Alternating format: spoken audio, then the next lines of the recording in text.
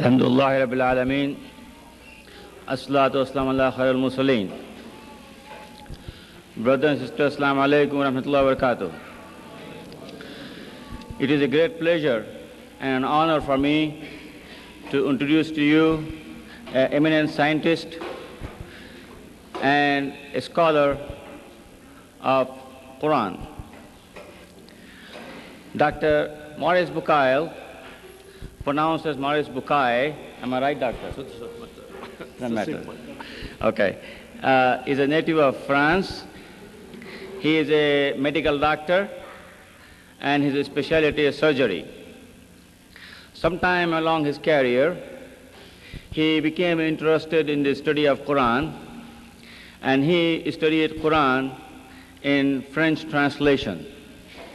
And later, he also read Quran in English translation, and he was pointed out the inadequacy of the translations. As a result, at age 50, he took upon learning the Arabic language, and he became a learned scholar in Arabic, and he found out the real inadequacy of the translations and problems. And being a scientist himself, he took upon himself to explain the biblical narratives and the Quran and science. And he wrote his book in French back in 1971, I believe, which was later translated and published in late 70s in English language. The book is The Bible, the Quran and Science. It's an excellent book. And then he came across the problem of the controversy between evolution and the creation. And he tackled that problem, and he wrote the book, What is the Origin of Man? And both the books are here in paperback, and some of the old version of this one will be available after the lecture outside, and this in the original new version will be available outside, and those of you who would not have can order through your bookstore here. We will have it available. Now, he is writing a third book which is complete and ready for publication. It's The Medicine and the Mummies of Pharaohs.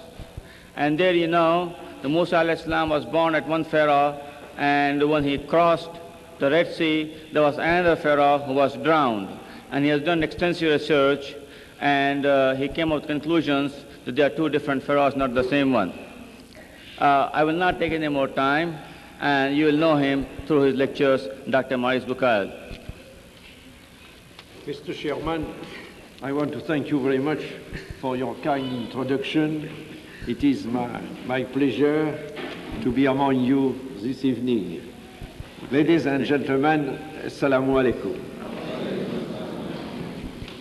There is no human work prior to modern times that contains statements which were equally in advance of the state of knowledge at the time they appeared, and which might be compared to the Quran.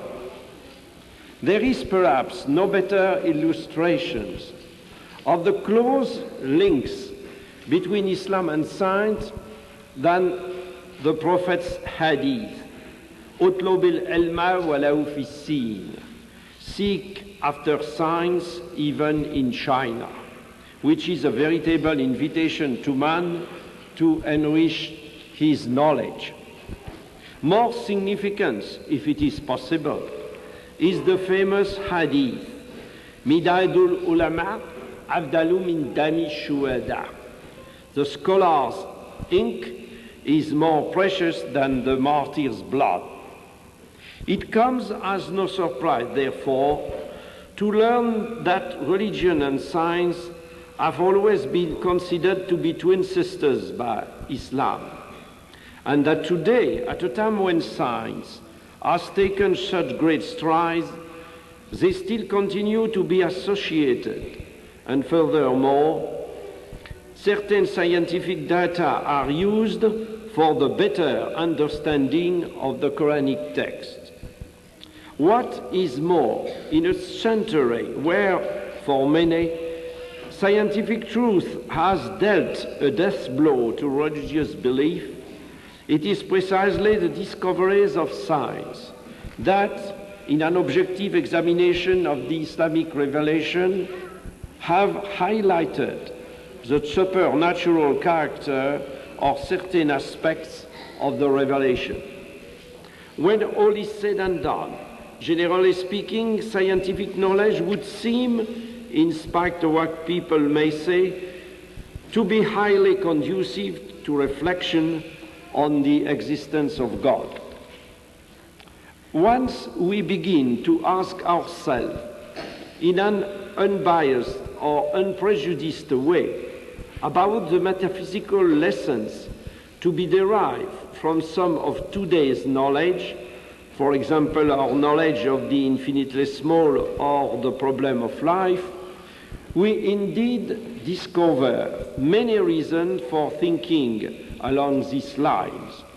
When we think about the remarkable organization presiding over the birth and maintenance of life, it surely becomes clear that the likelihood of it being the result of chance gets less and less as our knowledge and progress in this field expand.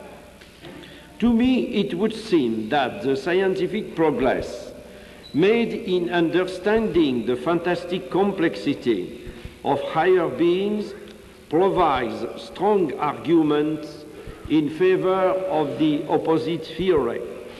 In other words, the existence of an extraordinarily methodical organization presiding over the remarkable arrangement of the phenomena of life. In many parts of the book, the Quran leads in simple terms to this kind of general reflection, but it also contains infinitely more precise data which are directly related to facts discovered by modern science. These are what exercise a magnetic attraction for today's scientists.